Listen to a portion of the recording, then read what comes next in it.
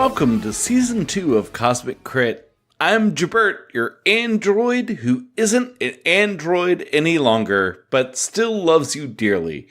Thank you again for tuning in to Cosmic Crit. So this episode is all about setting up our Against the Aeon Throne campaign. From new rules to talking about the character classes that we're going to be playing. We really hope you enjoy this. Join us next week as we introduce to you the characters themselves. But until then, if you haven't taken the time to rate and review us on iTunes, and if you feel so inclined, please do so, as that is the most helpful place to do it. And those reviews, as well as your word of mouth, are why we have been as successful as we have. And thank you to our awesome Crittermander fans, and to the rest of you, thank you in advance. We talk about it in this week's episode, but just to give you a heads up, our fan submission challenge this month is to add fan flavor to the Paizo official critical hit deck. So if you want to see Tyler or Rebecca get those super good crits and get them that extra little bonusy, put a little salt on it, put a little cayenne, a little thyme, a little rosemary on those crits, this is going to be the challenge for you. We'll be talking about this challenge all month long, but check out our website for more information on how you can add to the critical hit deck that we will use on Cosmic Crit. Our winners will be getting Paizo gift cards and the honor of potentially critting a member of the Cosmic Crit crew and critting them real good. We do have a crit bit at the end of this episode where Patrick talks to Crittermander Discord mod Cody about playing Starfinder Society and other awesome Paizo games on our Discord server. If you want to game with the cast or become a GM of your own play-by-post table, you will not want to miss this interview. And I guess that does it for this intro. We have to get this season started, after all, so please let me be the first to welcome you back and introduce our new listeners to Episode 74. Cosmic Crit, the next generation. Episode commencing in 3, 2, 1. Episode initiated. Welcome to Cosmic Crit. This is Patrick, your game master, your podcaster, and your wizened old kung fu master, giving out the secrets of the universe one episode at a time here on the show. You guys, we are back with another episode of the podcast, and I literally cannot be more excited than I am to kick off Season 2 of the podcast. Before we get into this episode, I want to introduce to you the old and unimproved lineup of players here, my friends and yours. Say hello to our audio engineer and co-editor. It's Drew. Hey, Drew. Hey, Patrick. Next is our rules lawyer, my co-GM, if you will, co-editor and the brains behind the show. It's Jabert, G-I-B-E-R-T. Hey, Jabert. I appreciate that. It's there's no L. There's no L. We're restarting for people that might be starting here. So episode 0. We have also got our Discord Dawn and the social media darling of the show. It's Miles. Good evening. Our resident artist and web mistress / podcast manager. Welcome, Rebecca. Hello. And finally, our show's Loot Baron, Ironscape Artiste, and Fan Challenge Maestro. Last but not least, welcome back, Tyler. Thank you, my friend. So, this episode is going to be the intro for Season 2 of the podcast. It's been a long time coming. I feel like we've been talking about Season 2 for half of a year. Next week, we are officially kicking off Against the Aeon Throne in gameplay mode. Whoa, whoa, wow. Yeah. Wah, wah, wah. This episode, though, we're going to talk a little bit about our process of character creation.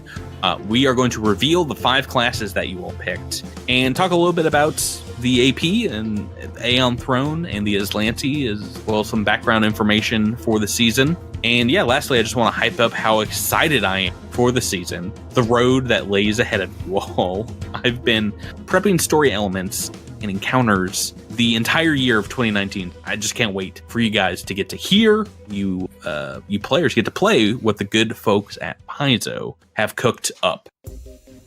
So first things first, on this episode, I want to talk about some of the rules we've made as the show has progressed. In particular, one of my favorite fan submission challenges of 2018, where about a year ago, we challenged our fans, the Crittermanders, to make a critical fail deck, and got, I think, the largest amount of submissions to a fan submission challenge that we've ever had. I thought you were going to say we got hosed.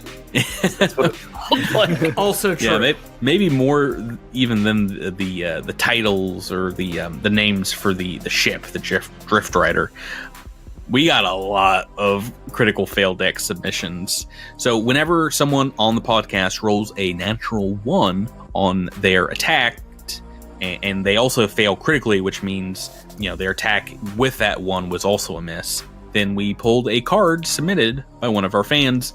Something very bad happened. It made for some pretty interesting parts of season 1. As part of that rule, I made the caveat that lower tier enemies could not critically fail. Only enemies whose CRs, challenge ratings, equaled or, you know, beat your own, or exceeded your own, like bosses and things. This year, I am happy to announce that we are going to be adding to our critical fail deck with the official Paizo fail deck, which is just coming out. But in addition to that, we're going to be adding in critical hit cards. Yes. Another official Paizo thing, as well as adding in our next fan submission challenge, which will be to add to that deck. So if you roll a natural 20 on attack, you have variable effects that could go along with your attack. And it's a really cool design where there's a little extra English if you match up like what's on the card, your damage type. So if you were firing... Does that just mean more of a description or... No, it could be more damage. It could be additional effects. More of the English language. A little English on the attack, you know, just putting it over where it would have been normally. So natural 20, you can take double damage or take the card, and the card can do other things like knock down your opponent. And if you match your weapon's damage, like you're firing a plasma weapon, and it says extra fire damage, you know, if you're using a fire weapon, then that will be added on.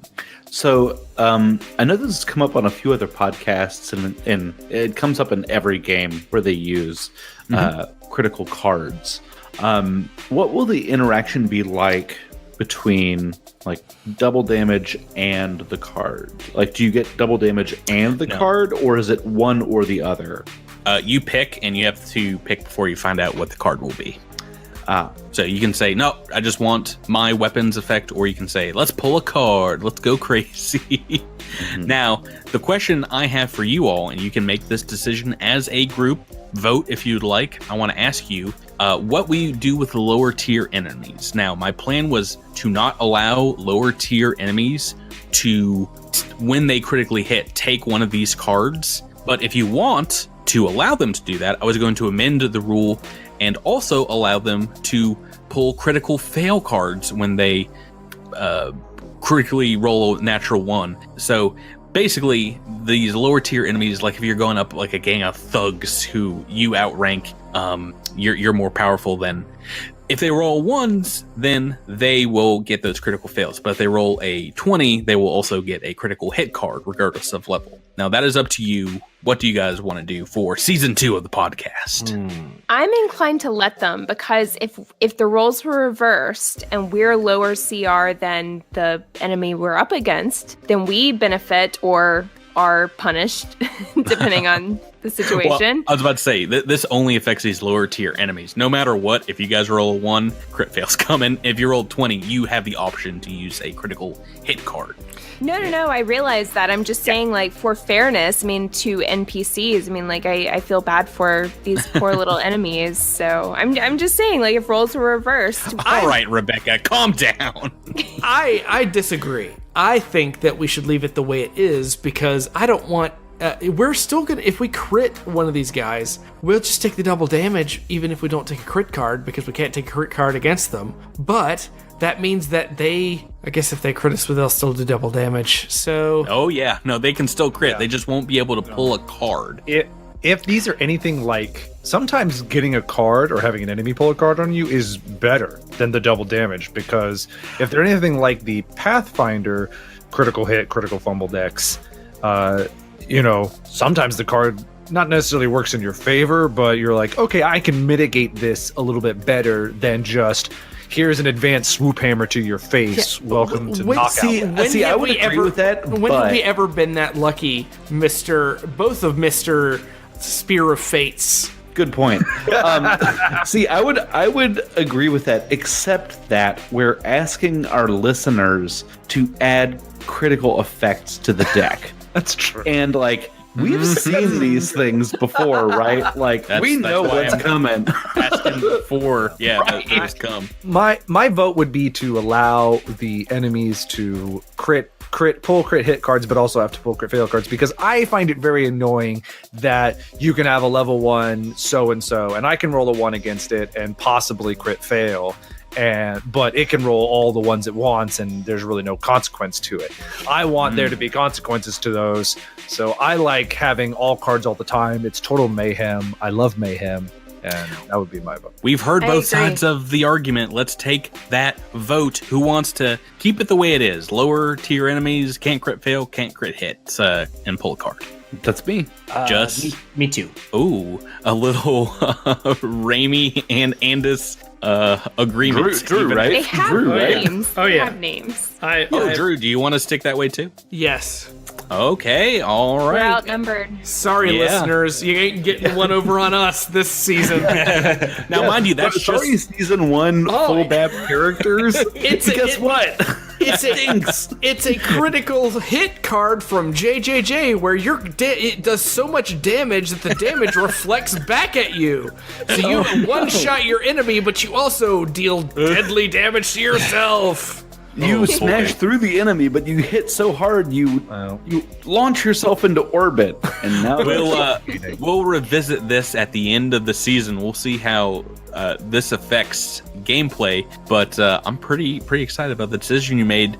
Like I said, equal tier CR to your level enemies and above will work normally. So we'll see how much that affects things. Now, so next, will they automatically draw cards, or will they have the option? I get to pick. I'm playing this game too. I just have to point out that the 2 players whose characters were most likely to be hit by these rolls in the last season are the ones that voted that they should get critical fails and hits too. Surprise! Just saying. Because we know we're also we know what we're playing in season 2, Rebecca. The discussion is over. We have decided. It is decided. I got hit with more critical fails by other people in season 1 than anybody else, so I don't want to hear that. We need to move on because we have more rules to go over that are changing in season 2. A pretty big one, and this one is in the business of your quote-unquote birthday rerolls. So let me rip this bandage off right now. Those are gone right out of the gate. No more birthday rerolls. I love you all. I'm just gonna buy you normal presents this year. But yeah, this entire season might be done before we get to a couple of people's birthdays, right? So it's starting after Tyler's, and so I mean, right then and there, it's kind of like, well, I guess Miles is getting the only reroll this season. Yeah, keep them coming. I vote birthday rerolls all the time.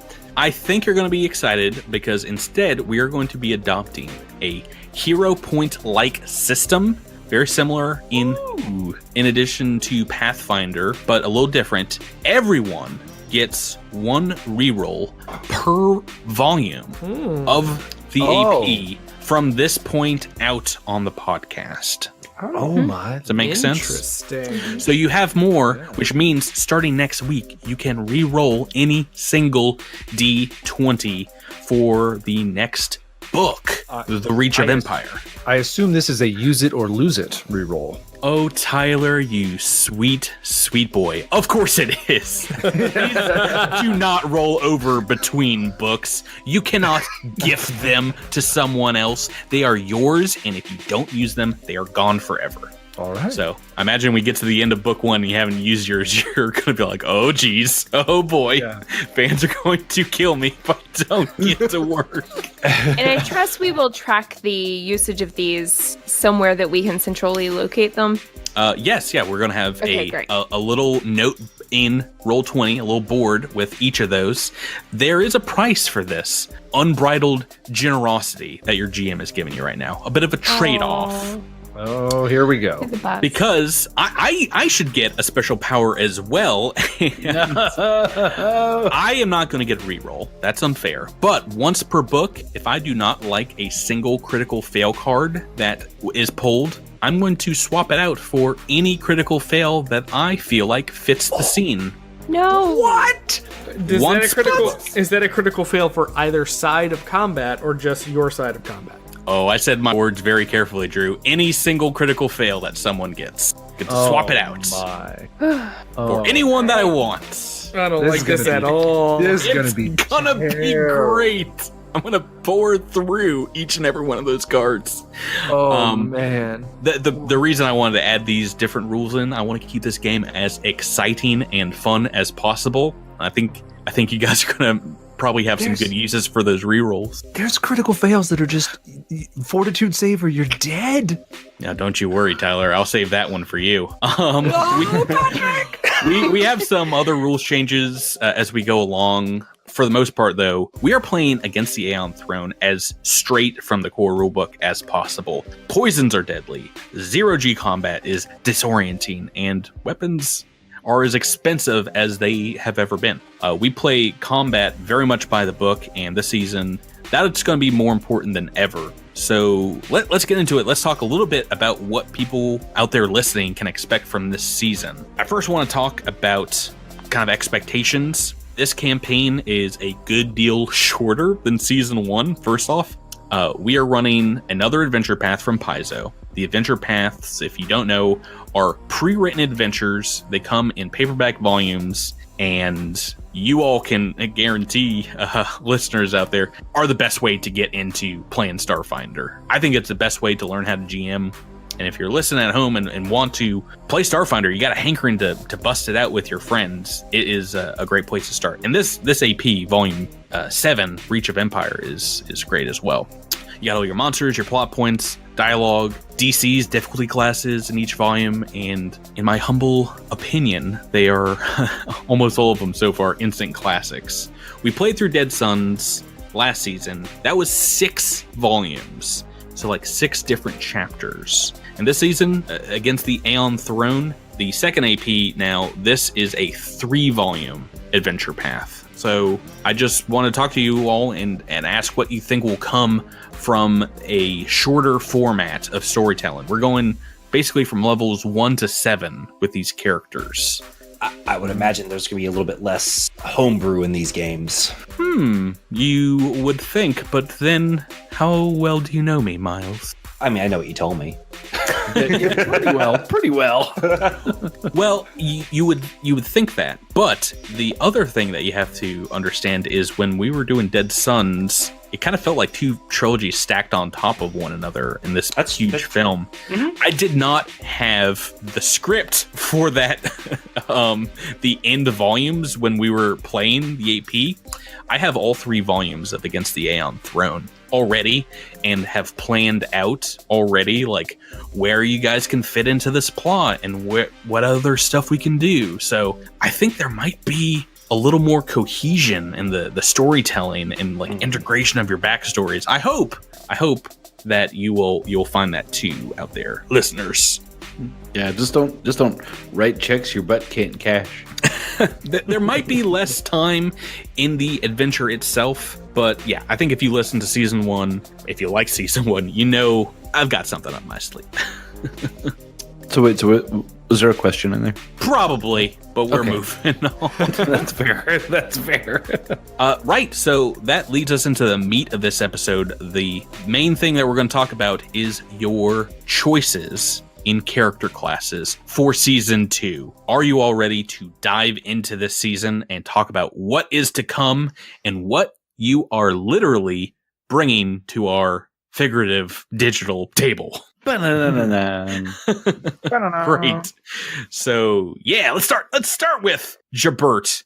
Jabert, I wanted to start with you tonight talking about these classes because I think you got the class that several of the other players have been looking at, before, and it's one that we've never had on the show before. It's a main PC. It's not one of the 5 from season 1. Mm-hmm. Yeah. What you playing, Jabert? I'm going to be playing an operative, which I'm really excited about. I know that my New Year's resolution was to play less Dexy characters, but like, sorry. You broke that on January 2nd. Right, exactly. January 2nd, I was just like, actually, I really like this, so I'm going to do it again. I'm sure this will come up in the reveal for the February challenge, but I think a lot of people guessed that you were going to be an operative for the season, because last season you announced that if Andis 147 had died, Andis 148 was going to be an operative that you already had rolled up, right? Right. Oh yeah, that was that character was like sitting in a tab, and I was just like about to drag it over to the group so that everyone could see my new character. I don't want to talk about too many specifics of who you're playing this season, but I do want to rip the Band-Aid off for everyone that you are not playing, sadly, Andis 148. I will not be playing Andis 148, but I am really excited. I'm going to be playing a specialization that came out in the Armory. Yeah, it is. I'm pretty sure. Yeah, it was the Armory for sure. I'm going to be a gadgeteer, which is sort of a Batman-ish style. It's full on Batman. You've got a utility belt, right? Right. Yeah. That's your like level 6 like event is utility belt. So you just like dump money into your utility belt, and then you just sort of like pull out whatever you need. And like if you get to a point you're just like, oh man, I really wish we had one of those Mark III grenades. You just be like, guys, don't even worry about it. You just shake your fanny pack. Right. Like, I'm cooking something up here. It's either Batman or Baggin' Saggin' Barry. Well, it's the 2 greatest superheroes of all time. Jeez Louise. So just hope I don't run into Milkman. Oh wait, that was Super Dude. Never mind. Sorry. You said, you weren't going to play another Dex-based character, but yeah, this is indeed another martial class. What drew you to the operative? Let's see. Jabert, in either Pathfinder or Starfinder, can you play a class that doesn't have the most hit points or the most skill points at the table? Yeah, it's in our IRL game. I'm playing a wizard, and it's just like skill points are just sort of flopping off. So many, and it's I don't know. Yeah, it's I really enjoy having a lot of skill points because you sort of get to like do more weird things, and that's sort of one of the things that I love so much about role-playing games is sort of like getting to solve problems in ways that are not necessarily fighting your way out of them, right? And so as someone that plays characters with low skill points all the time, it is both very restrictive and very freeing. So I think season 3 should look into just dumping int completely. That's something I'm for sure considering. But I wanted to take one run at the operative class at least. It's a lot of people's favorite out there. A lot of people love love it compared to, it's compared often to the Rogue and Pathfinder. It is a lot of different, similarities, but you have a few options here. You've got, melee, you've got pistols, you can fire at people. They don't have to be flanked in Starfinder to make them lose, gain flat-footed. Yeah, I really appreciate that new mechanic where you just sort of like perform a skill check to cause them to be sort of flat-footed to specifically your attacks. And there's it's not every single skill out there, but there's like a version of the operative that does survival for that check. Right. There's another one that does sense motive, which is really interesting. Yeah, could be the like Gadgeteer, a party face operative. Yeah, the Gadgeteer does engineering for that. So interesting. Yeah, which I'm really excited about. I really like that one because it sort of dovetails with my. I mean, again, this is like these are all my priors. I also love having a lot of intelligence in my character, and so Jabert, you love having a lot of intelligence in life. Oh, thank you. It's not always true, but that wasn't a compliment. You rub it in everyone's face, you see. I guess it's wisdom that I'm lacking. Not charisma. Yeah. So one of the things that I sort of enjoy about that is the fact that sort of intelligence sort of becomes your secondary attribute. Means that you sort of double down on those skills and getting more skills. And so I'm like, at each level, I'll be getting 12 skills, which is pretty intense. That's a bunch of them. And then with intelligence sort of operating on my trick attack ability, that'll be happening pretty frequently. I'm think about that. Right, yeah. Oh jeez. Right, it was smarty like pants. Right, like if I'd gone for like the survival one, I would have been like, oh well, my secondary will be wisdom, right? How different will season 2's character be from Andis 147? You don't have to talk specifics yet, but just as far as the class, will you have a very different role in starship combat, regular combat, the party makeup? Yeah, so I'm sort of intentionally not putting, I think, anything into computers. I mean, I may put one rank into computers at some point. Wasted skill. So you're a wise man. Right. I'm gonna leave that to smarter folks than I. But I mean, I may eventually put one rank into it just so I can help out on some things. But so I will be sort of leaving computers behind me, and but engineering is one of those ones that I sort of get a free rank at every level. So I'll have lots of engineering, and I get like a +4 if I'm trying to disable traps and stuff. So that'll sort of be, I'll be sort of a trap smithy sort of operative, sneak around, get the job done sort of fellow, which is sort of different from Andis, who was sort of a maybe a little more sort of a slow and steady, take things as they come.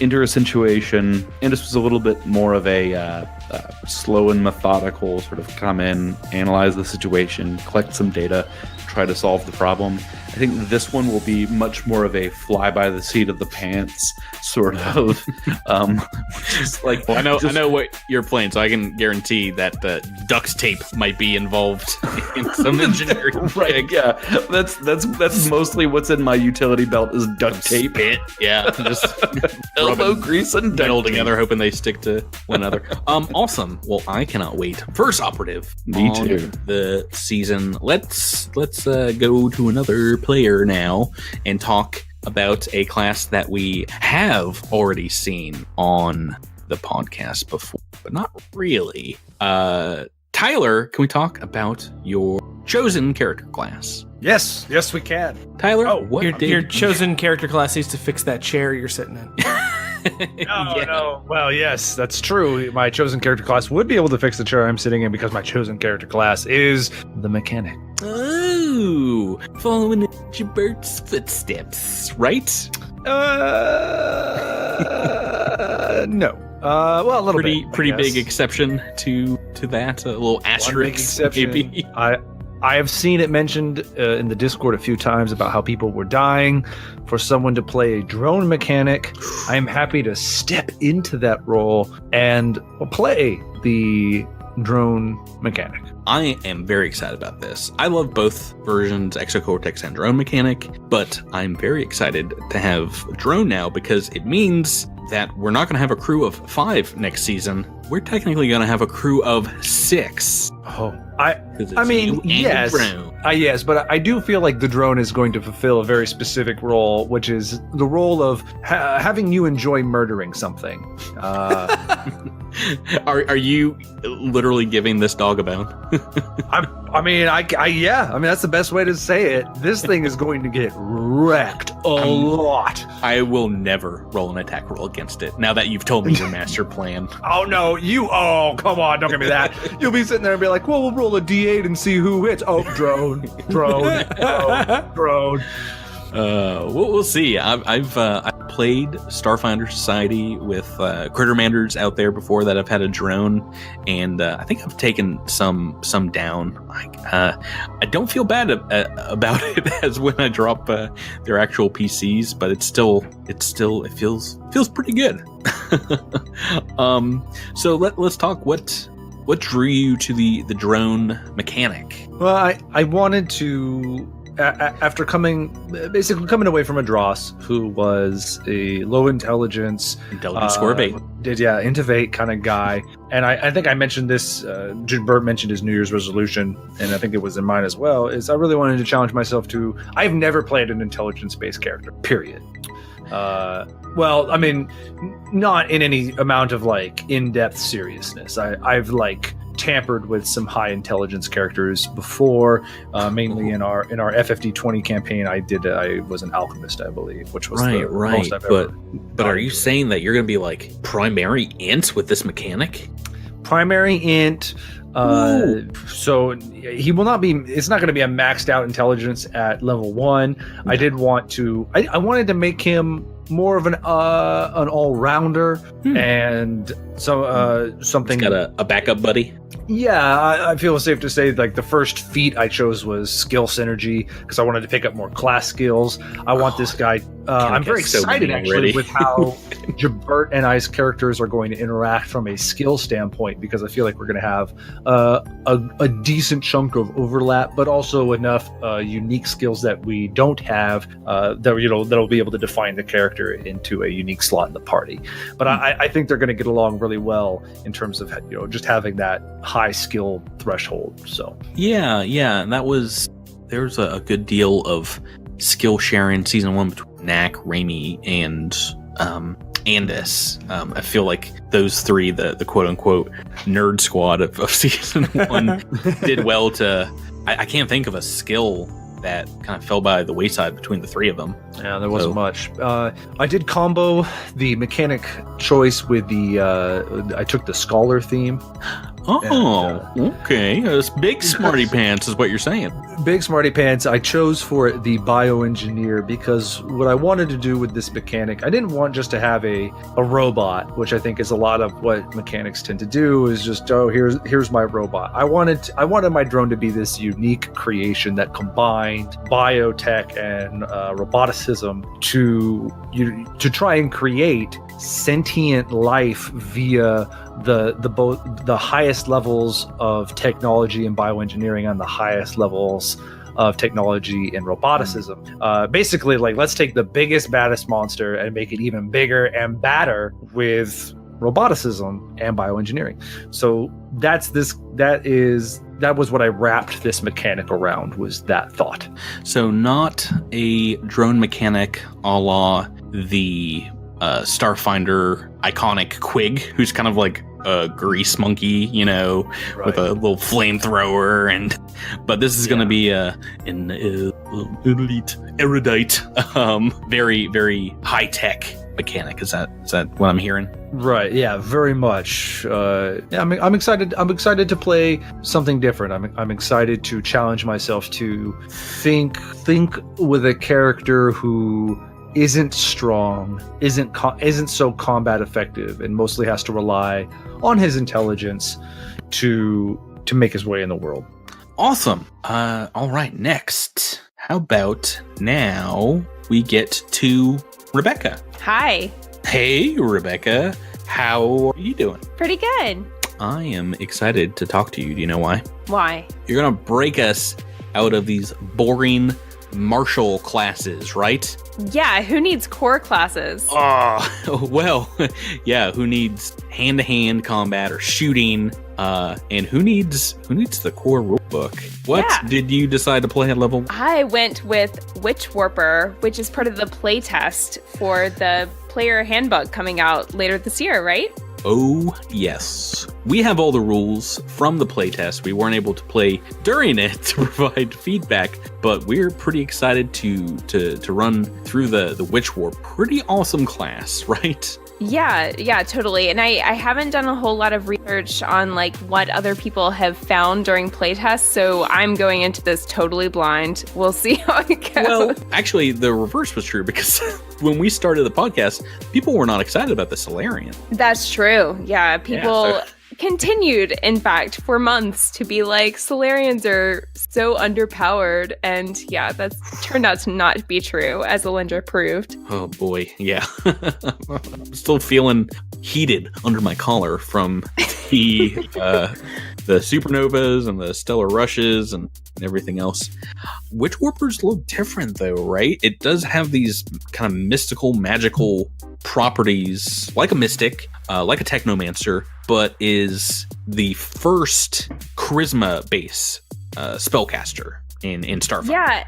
And interestingly, before this class came out in the playtest, I was struggling to find a class that I was really happy with. I thought about Mystic. I thought very fully about Mystic. I was really planning to go for a Mystic, and yeah, you can say that was your plan up until these classes were announced. Yeah, right? absolutely. Back in December. But I was really struggling to find a way to mesh my character idea and like the kind of character I was going for with this Mystic ideal, and I didn't really like the idea of an intelligence-based class, and I don't know, I wanted to go for something that was more charisma-based, but that didn't exist at the time, and so when Witch Warper came out, I was like, that is a cool idea. Like, I liked the idea of being able to manipulate the world and the environment in the way that the Witch Warper can. It's very different from Alindra in that it won't be, I suspect, very high damage, but very manipulative, and that's really what I wanted. And not only manipulative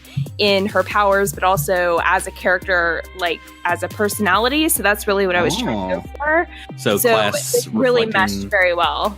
Yeah. Reflecting who you're going to be playing. It's interesting. So it's not all debuff. It's not like the opposite of the envoy who's like boosting up your teammates, but there's a lot of interesting class elements as well as spells. You've got what's known as like battlefield control, where you're like changing the terrain around the combatants. You've got spells that can, change how the enemy sees you, and things that directly affect the enemy.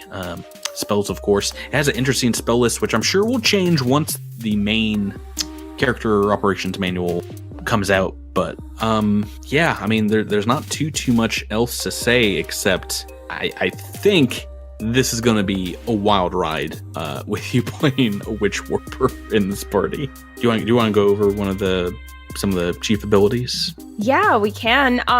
So, I mean, a lot of it is really tied to my race, so it's really tempting to talk about my entire character. Oh, not yet.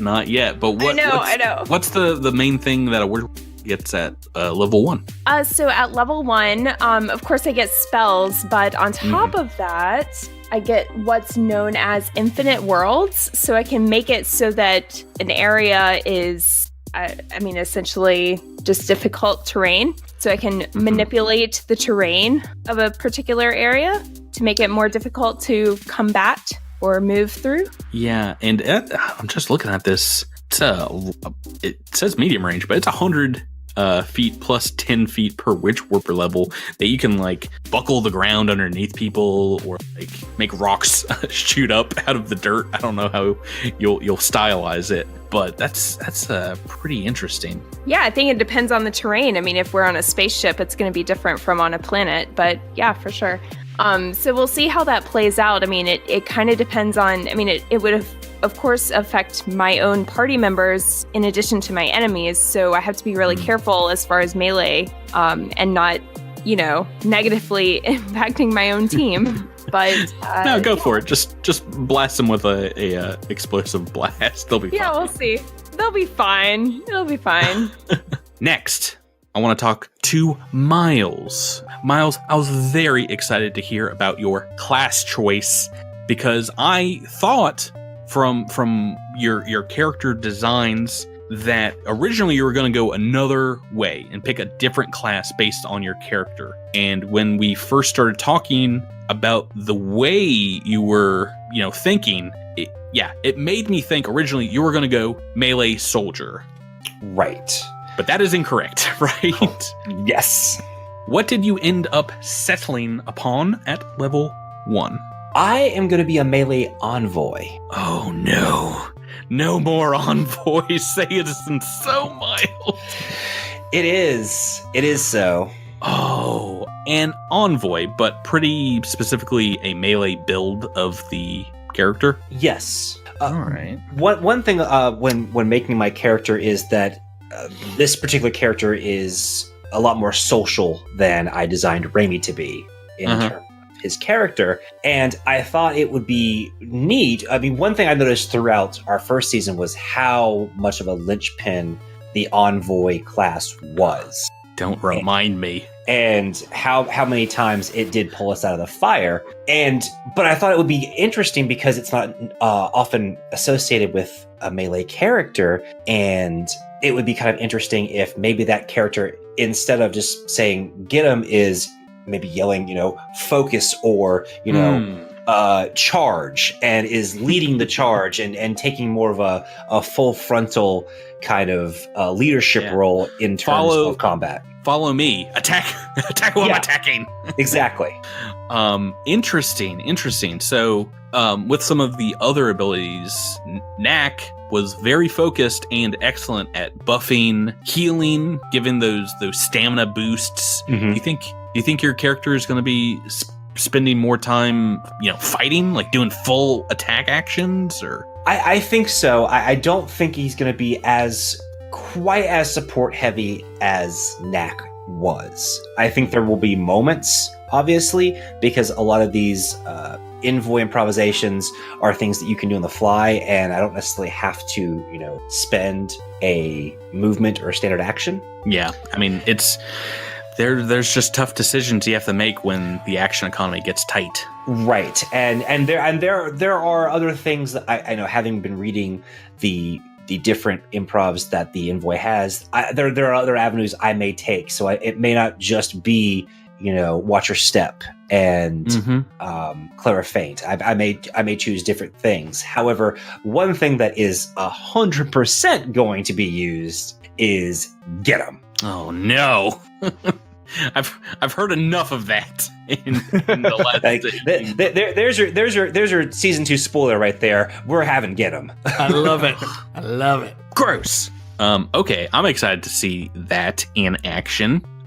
Right. Well, I think it's time. Last but not least, it's time that we talk to Drew. Hey, Drew. Hey, Patrick. It's been a long time coming. There's been a lot of speculation about it, but I want to find out about your character. Tell me, what did you decide upon? Yeah, so I had a character concept for season 2 super early on in the process, and I mean, summer of 2018, right? I think as far back. Yeah, it was well before the time to really start thinking about it. I just had a character that I thought would be really interesting to play, knowing that we were going to do against the Aeon Throne and what we were going to do with that, and just nothing really. It was kind of working, and then they announced something new, and all of a sudden, a class stuck out like a sore thumb, but a thumb that could be massaged to greatness. Okay, massage my thumbs, Drew. Yes. What are you playing? I am playing a Vanguard in Season 2. Yeah. I'm very excited, which means once we kick off Season 2, we'll have played, at least in some part, all 3 of the playtest classes. Yeah, which is pretty crazy. And us had Biohacker. So, like Rebecca playing Witch Warper, I have not looked at how other people are building these characters. I want to go in with my own background, my own knowledge, and build it from the ground up with, making all of my own decisions, whether they're right or wrong, for the sake of the character. So making all your own mistakes. Yeah. Basically, we didn't really talk about this too much, but that's how you guys all made your Season 1 characters, because we started playing basically before the game came out. We got the PDF and we were making characters. We were rolling with it. You didn't have the capability to do that, which is awesome why you're doing the same thing for this season. Which is good, because there's a part of me that I know there's a best way to do things for the sake of maximizing, like min-maxing stats and DPS and all of this kind of stuff. And well, yeah, you played Warcraft for many years. You'd go online and get those guides. This is how I get to 24 damage instead of 23. Yeah, but there's something about building a character idea and tying all of your character to that idea, so that this character, yes, they might be super awesome if they chose this, but it doesn't fit the character, so we're not going to do that. And I like that. Yeah, I hate to keep going back to Season 1, but it's another thing you should say is you had the character concept and everything basically for Nak Sizrak first before you ever saw the rules for an envoy. I think at one point both you and Miles were thinking operative. Yeah, for your we characters. were. And then neither of us chose that, which is hilarious. But yeah, envoy just fit with the concept of Nak, and Vanguard really fits with your Season 2 character better than what you were originally going to do, right? Exactly. And I want to say, again, without saying too much about this character yet, a lot of people, when they play envoys, they take a level in soldier to get a bunch of weapon skills so they can use long arms and things like that. Stuff that I didn't do with Nak. And Nak stayed as as pure envoy and only using small arms, and as much as I complained about damage and things like that, I wanted to play a character that way. And there are certain things that I'm going to do for this Vanguard that I'm creating that it's going to be the kind of the same thing, to stay locked into this particular aspect of this particular type of character class. And I'm very excited. It's Vanguards they seem so interesting and they seem so cool as far as what they can do in battle, and out of, again, because Nak was also more of an out of battle character than an in battle character, and this is much more of an in battle character than an out of battle character.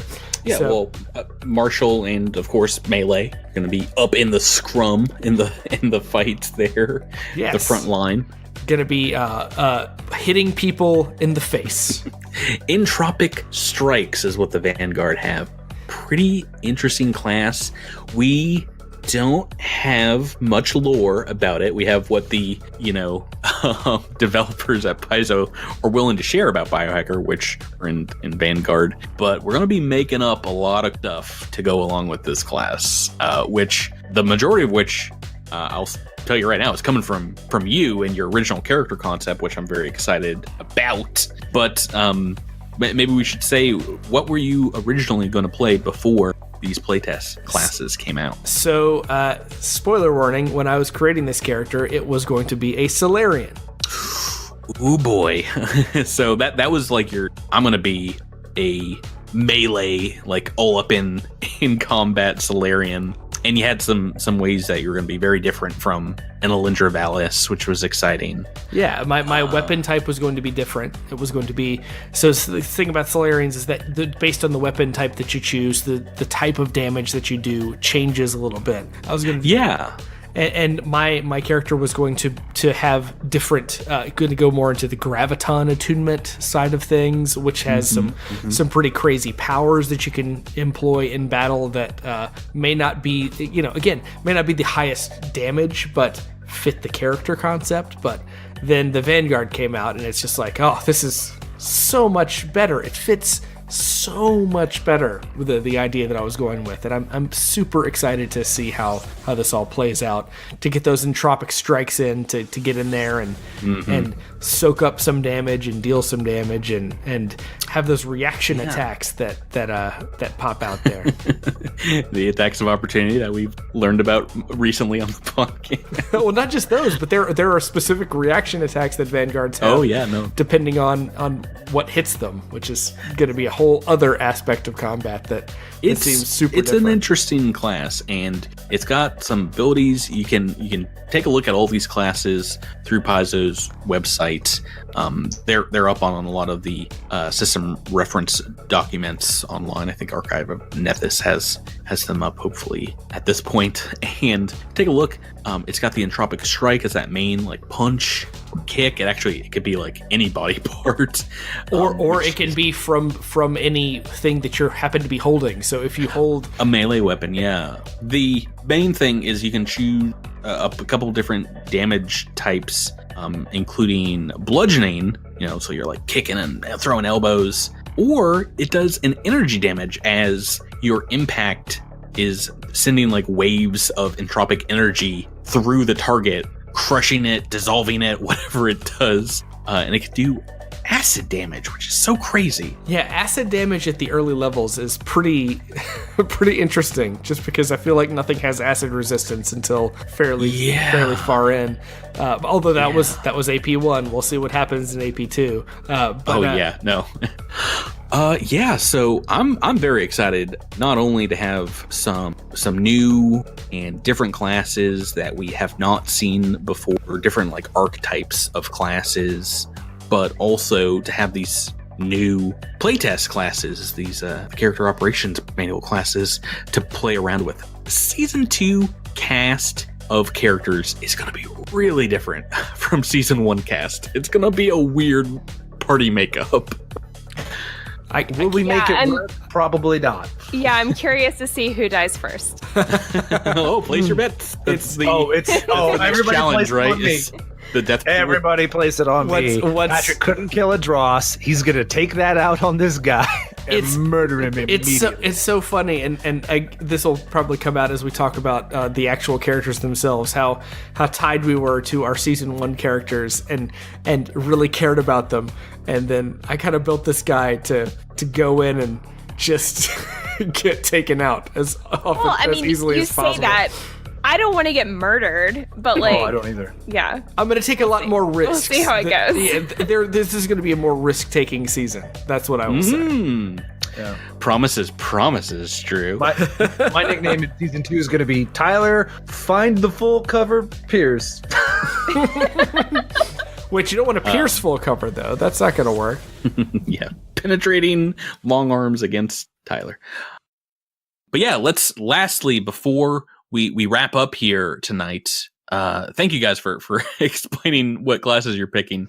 I just want to talk a little bit about the enemy, a little bit about the campaign itself, the world of Starfinder, maybe what you guys know versus what a citizen of the Pact Worlds might know. So you know the name of the campaign. Do you know? Yeah. Do you know what it's about? Who are the Aeon Throne? Are they the Aslanti? Yeah. What does that mean to you? Do you know or? I mean, I do. I remember we fought a couple of their soldiers once. And that was one thing. Back to last episode, is I did think that they were going to be somewhat involved in that campaign. They were not. So, we kind of ran across them. Right. So if I'm remembering correctly, the Aslanti are very. They're very all about themselves, and they trace their lineage back to Old Galarian. And if I'm remembering my history correct, they basically built a ship, and kind of like a settling ship or a siege ship, and they sent it off, Galarian, and it traveled throughout space, and eventually they settled on a planet, and they called it like New Thessalan, something along those lines. And the Aslanti just repopulated as this superior race and people, and became a superpower, and then they slowly began to conquer all the planets around them until they became the Aslanti Empire. And so they're human, and they hold themselves, in particularly, I think, certain lineages as higher. Yeah, that's a lot of their ancient past. The Star Empire, the ancient empire since the days of the powerful wizards in Pathfinder. They indeed did build starships capable of interstellar travel thousands of years ago. And that's how advanced they were back then. Since the gap, they, like you said, are very insular, very guarded society, very secretive of their technology. As you saw in Season 1, when you fought them, the Aeon Guard you met and attacked, they attacked you just for being in the wrong neighborhood. They, when you turn the tides of battle, they activated self-destruct protocols, and they blew up their ship before they allowed it to be captured. And that's because they have technology that far outstripes the what can be found in the Pact worlds. Unparalleled crafts of hybrid items, magic and technology, and they are 100% the bad guys. They are totalitarian regime. They are, kind of focused on their own genus of human Aslanti DNA being pure and better than other humans, and they have other species under their control operating as third-class citizens.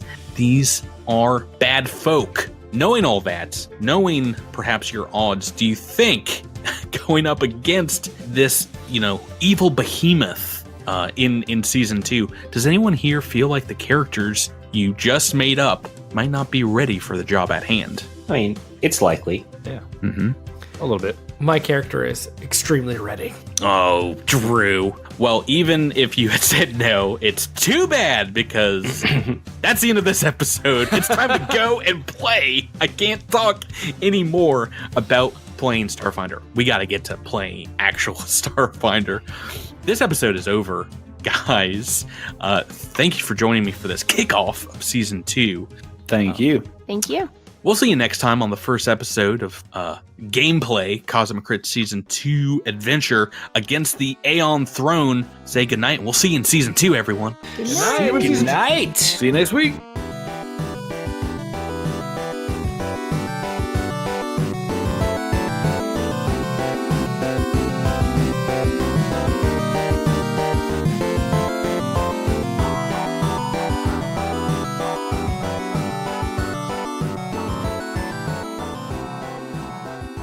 Crit bit commencing in 3, 2, 1. Crit bit initiated. Welcome back, everyone. We're not done with the episode yet. We've got the first crit bit of the season. This is your GM, aka Patrick, or Patrick, aka the GM, welcoming you back. And this one's mainly for our listeners out there, our fans that are engaging with us on the Discord or looking to play some Starfinder. Joining me to talk a little bit about that is Crittermander Cody. Welcome, Cody. How are you? What's up? Tired. Yeah, no. We normally record pretty late on the podcast, but not this late normally for most folks. Rugby happened today, so that was pretty fun. Now you're one of the mods on the Cosmic Crittermander Discord, correct? Yeah. Fun job, I'm sure. Great pay, benefits, that kind of thing. It's pretty sweet. Matches 401k contributions. I dig it. Oh, we did not. We did not agree to that. Uh-oh. That got cut in the last negotiation. Oh, no. No, but in addition to that, helping us out on our Discord, you're also a venture lieutenant for Paizo Organized play. What does that entail? So basically, I help organize one local convention a year, and then I oversee a couple game stores in the Racine Kenosha areas. So it's a lot of fun. It's only, I wouldn't say it's work because I actually love doing it, but there's some paperwork involved with conventions. Like we had I organized Anime Milwaukee a few weeks back, and out of our 18 or 20 tables, I want to say 10 went off, which was 100% growth from last year. So last year was pretty bad. But it was just it's all about reporting, and then when you're done reporting all the tables for a convention, you have to fill out this form called an after action report, which is how many tables went off? Did you play Starfinder? Yeah. Did you play Pathfinder? Did you have fun? Blah blah blah. Did you give out our money to people? Just all that kind of stuff. 10 tables, it doesn't seem like a lot, but that's 40, 60 players. Yeah. or people playing games. Yeah, not all at the same time. That can be a lot. Yeah, and it was at an anime con, which a lot of people don't go to anime conventions to play RPGs. They go for cosplay and heavily consuming alcohol, apparently, which I just learned this year. Yeah. So those two things go really well together, Cody, if you don't know. Apparently. I don't know if one causes the other, if there's some kind of cyclical nature, but oh my god. They're great. I've not been to our local Anime Boston, but it's a big hoot up here. But I do go to PAX East, which is coming up in a few weeks. PAX East is awesome, I hear. It's a lot of the same. So, but as well, there's a lot of live Pathfinder Society as well as Starfinder Society. I'm very excited to play there this year, but we're not talking specifically today about IRL or convention, live convention play. We're talking just a little bit about playing online. We have an online Starfinder Society lodge that is that we have an online venture lieutenant in our good friend of the show, Odin, Cosmic 11. Yeah.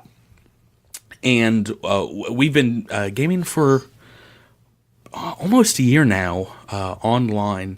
And I brought you on today to talk about one of the things that we've been working on recently, which is play-by-post. Now, what exactly is play-by-post in regards to tabletop? So, play-by-post is a more narrative-driven style of role-playing than actual in real life role playing, and it's basically where you have a channel, you have a GM and players, and the GM literally just gives you box text to read and then narrates you through a scenario or module or adventure path, and the players type in when they can, and it's pretty relaxed.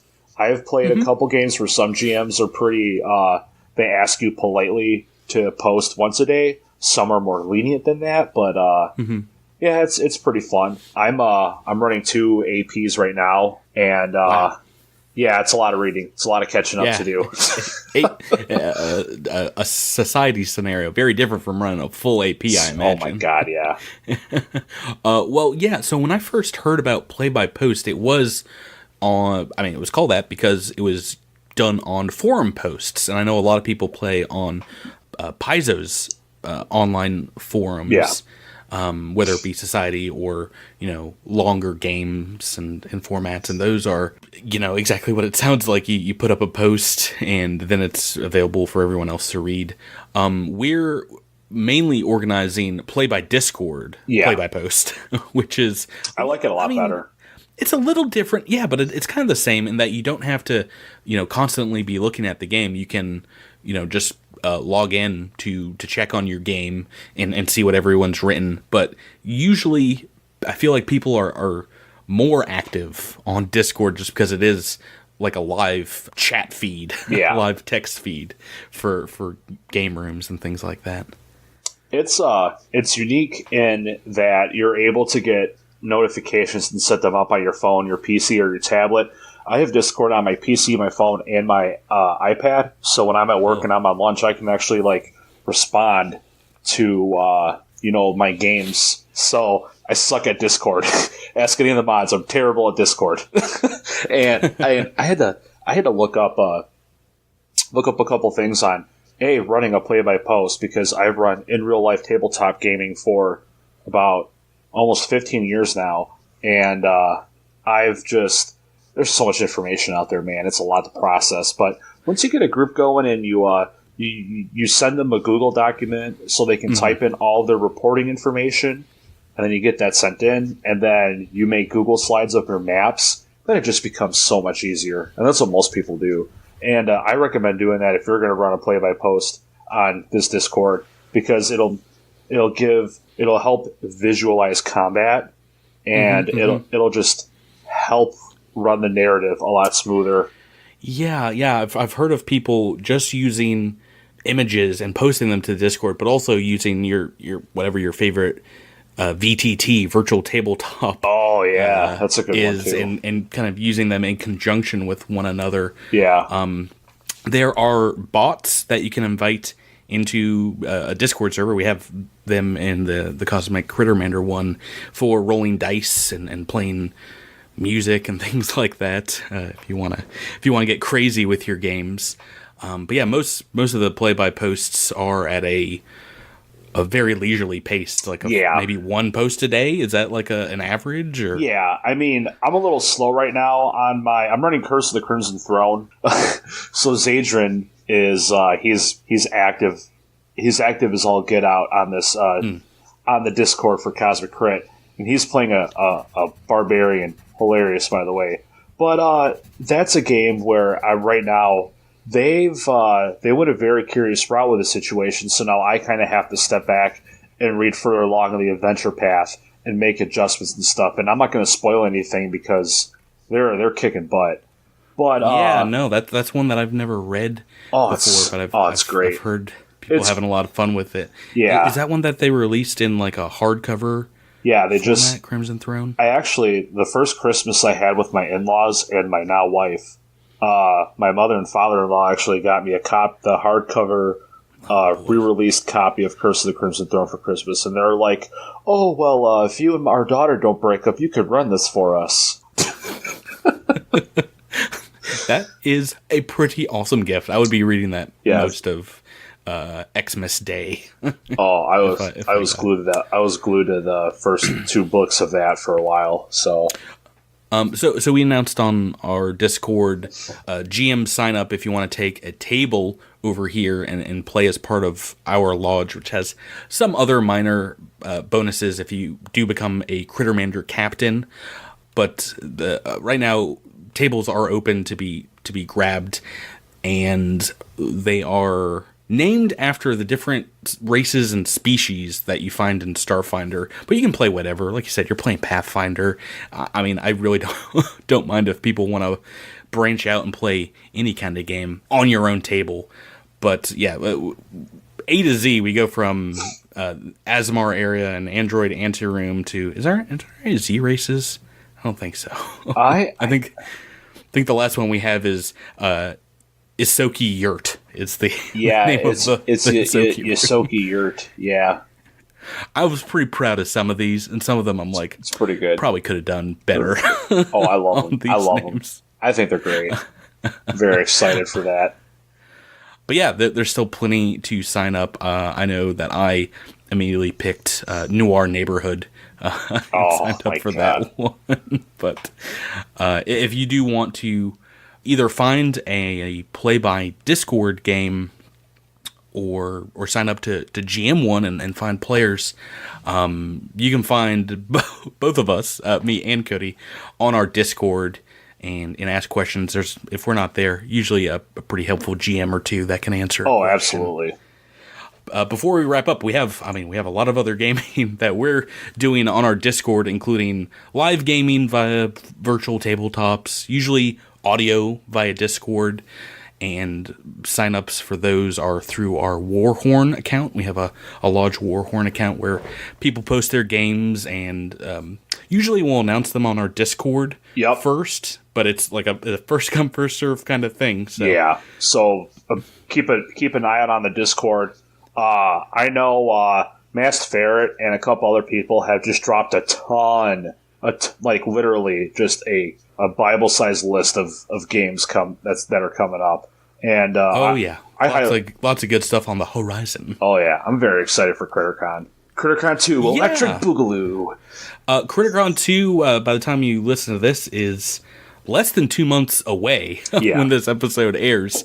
April 26th, 27th, 28th. We have full con support from our lovely organizers over at Paizo.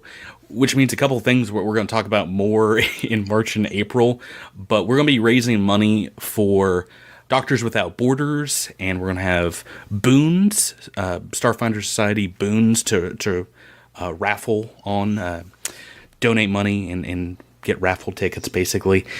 And also, if you donate X amount of dollars while you're playing a game, you can get a reroll for your table. So if you really flubbed a D20 roll, there is an out.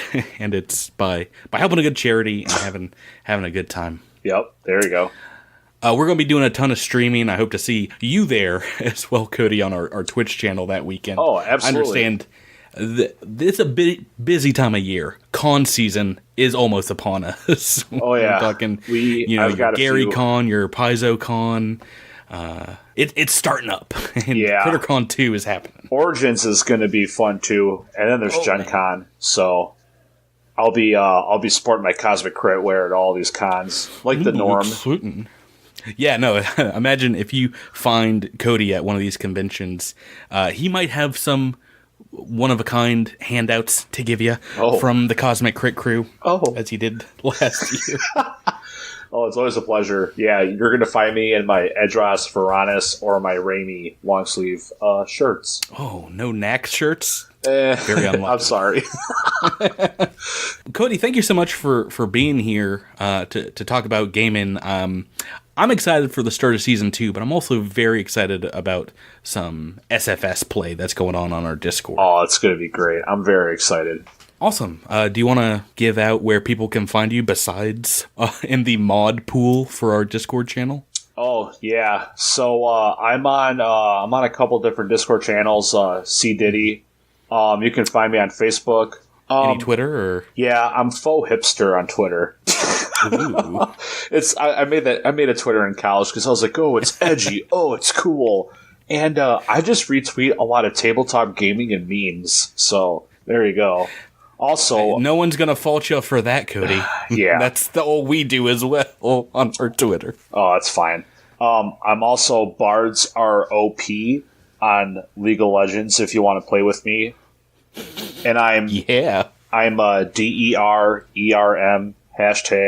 #1870 on Blizzard if you want to play some like Heroes of the Storm or Overwatch.